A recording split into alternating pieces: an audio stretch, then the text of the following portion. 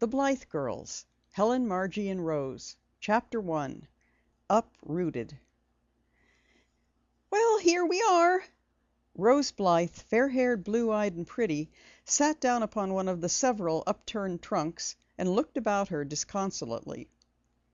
The apartment was littered with luggage and personal belongings for as far as she could see down the vista of hall that ended abruptly and unpleasantly in a small and dingy dining room.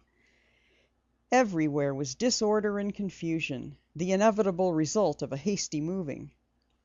The moving men had been in a tremendous hurry, she thought resentfully. They might at least have waited to put some of the things in order. This reflection proved, beyond a doubt, two things: that Rose was just turned 16, and that she had never before experienced the unpleasant business of moving. "Well, here we are," she repeated gloomily. And her sister Margie, who had been superintending the placing of a bundle of umbrellas on top of the swathed and utterly disguised piano, turned to her younger sister with a sympathetic smile.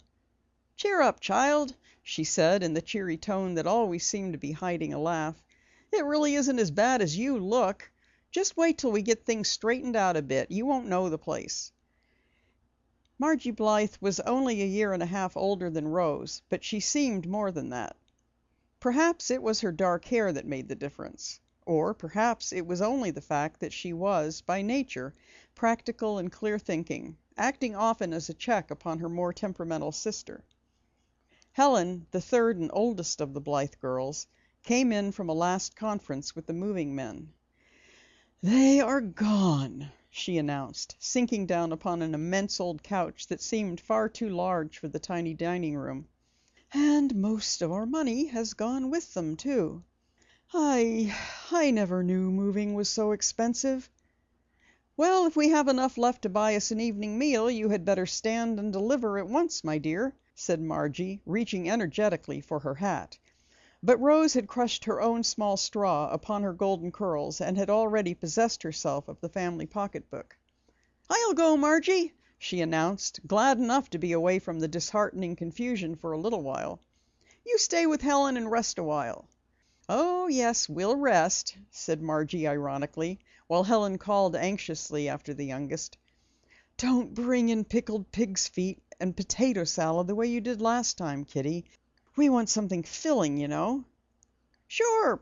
Roast pork, baked apples, potatoes, green peas, and peach pie," returned the youngest irrepressibly. "As a little provider, I'll tell you right now, I'm there." "Whew! Now, who may you be?" This last remark was addressed to a young man who stood in the doorway of the apartment, dangling a curious-looking object in his hand. Upon closer inspection, Rose recognized the young man as the boss of the moving men, officially known as the office manager of the Reynolds Moving Company, and the curious-looking object in his hand as a vegetable strainer, grown old in the service of the Blythe family. "Is this for me?" asked Rose, and at her impish grin the young man grinned back. "The men overlooked it," he said, adding with a widening of his grin, "Had a notion you might be needing it soon." And before Rose could properly thank him, he had dodged about and was gone. "Seems to be of a bashful disposition," Rose confided to her two sisters, "but good looking. I'll say he's the—" "Rose Blythe, if you use any more of that horrible slang, I'll ship you right back to Riverdale," Helen threatened, and Rose made a laughing face at her. "If you think that's a threat, you're mistaken, old dear," she jibed. "It's a promise." With this, she fox-trotted across the threshold, went out into the hall, blithely slamming the door to behind her. The girls heard her running lightly down the stairs. There was no elevator in the apartment house in which they had sought shelter, and it was a long, long way to the street. The two girls, left alone in the tumbled apartment, looked at each other significantly, and Helen sighed. "Rose is a dreadful problem," she said. "It seems only yesterday that she was a kiddie, and now look at her." "Pretty easy to look at, I should say," retorted Margie briskly, and Helen took her up with unusual vehemence. "That's just the point," she cried.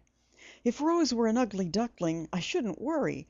But she's so pretty, and now we're here in New York—" She left the sentence unfinished, and Margie looked at her quizzically.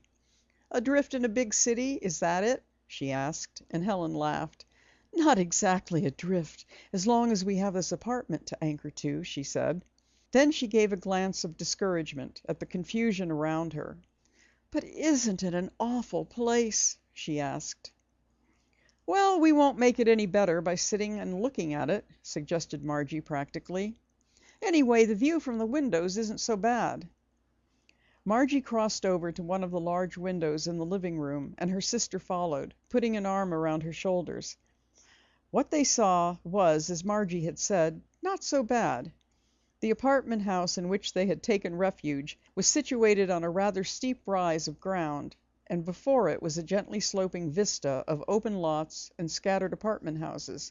In a short time all these vacant lots would be occupied, no doubt, by ugly, sky-towering buildings, but for the present the view, such as it was not greatly obstructed. "Feel that breeze," said Helen, as a faint puff of air blew the fair hair about her face.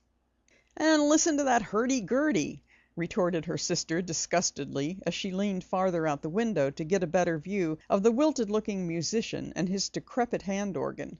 Several children had gathered around and were listening in apparent enjoyment to the tinny strains of the sextet from Lucia, played in modern jazz tempo. "Anyway, the kiddies are happy," added Margie. Helen sighed involuntarily as she turned from the window. "I suppose we had better unpack the dishes first," she said. "If Rose ever gets back with her pork and peach pie, we'll probably need them." Helen Blythe was a tall, slender girl with a mass of ash blonde hair, which she wore piled high on her head. She was a great deal like Rose, although not so vivid a type. Whereas her hair was fair, it was very light, almost washed out, while Rose's bobbed curls were a warm gold, seeming in some lights almost red. Although her eyes, like the eyes of her younger sister, were blue, Helen's were dreamy and brooding, while those of the younger girl sparkled with life and vivacity. Helen was the artist of the family. In Riverdale, a small town on Long Island where they had lived for many years, she had been pronounced unusually talented, and a great future had been predicted for her by admiring neighbors and friends. But Helen, though she loved their praise, was far too level-headed to be spoiled by it. She knew that she had a certain amount of talent, and that she loved to paint and draw, but she knew also that it would require years of patient study and effort before she could hope to accomplish anything great. They had been a happy family in the big rambling old homestead with its many rooms and air of comfort. Then their mother had died 3 years before. Helen was very like her mother, who had cherished dreams of an artistic career, and had died with those dreams still unfulfilled. Helen knew, as she thought fondly and longingly of that tall, placid, dreamy-eyed mother, that her art had, after all, found the highest form of expression. She had filled the home with beauty and sunshine and harmony of thought, made it so attractive, so bright and pleasant to them all, that they could not bear to leave it and always went back to it eagerly as the one spot of perfect peace and harmony. Yet her mother had whispered to her in that last hour, when all things seemed to stand still in a breathless, frightened silence, and, as the heart of the home prepared to take the sunshine with her, had whispered so faintly that Helen could scarcely make out the import of the words. "Make the most of your talent, dear. Don't let anyone discourage you or turn you aside from your purpose. If you could do what your mother has always dreamed of doing, I think I should be very happy in heaven." Helen had cried from the depths of a breaking heart. "Mother, darling, I will try. Oh, I will try." Then the sunshine had gone, and the dear home was a home no longer, but just a place in which to live. Her father, once so carefree, rollicking, and merry, could not survive long that departure. It was as though a plant, thriving in the light of the sun, had been suddenly transplanted to a dark cellar. Just a year after their mother's death, the Blythe girls had faced each other in the living room of the old house and knew themselves not only motherless and fatherless, but almost penniless. Their father, though a brilliant man and lovable, had never been a financial success. He had made enough for them to live on comfortably, and that he deemed sufficient. He had left a small life insurance, and it was on this that the girls had lived for 2 of the most miserable years they had known. They had not owned the old homestead. If they had, their problem would have been fairly simple. With the income from the life insurance, and what money they could have made by taking small positions in Riverdale, they might have managed to get along comfortably enough. But the home was rented, and the rental seemed alarmingly high to the girls. It had been so large, in fact, that they had not been able to live on the income from their small invested capital, and had been forced to see the principal gradually dwindle. Margie, the practical one, had long since urged that they give up the house, which was a quote, "white elephant eating off its head," pack up a few sticks of furniture, and move to the city where they could find employment, and have a chance of making enough money to live on. Helen, because of her mother, had dreaded giving up the old house, but at last had been forced to see the wisdom of Margie's viewpoint. So they had taken stock of their assets, which were few, and their liabilities, which were many, and had found that after scrupulously paying all they owed, they had enough money to pay the moving men and the first month's rental on a New York apartment. With economy, they might be able to meet expenses, feed and clothe themselves for another month. That was all. They did not dare to think beyond that time. "Oh, nonsense," Margie had said in her most optimistic mood. "By the end of the month we shall have scrumptious jobs and be just rolling in money." End of chapter 1.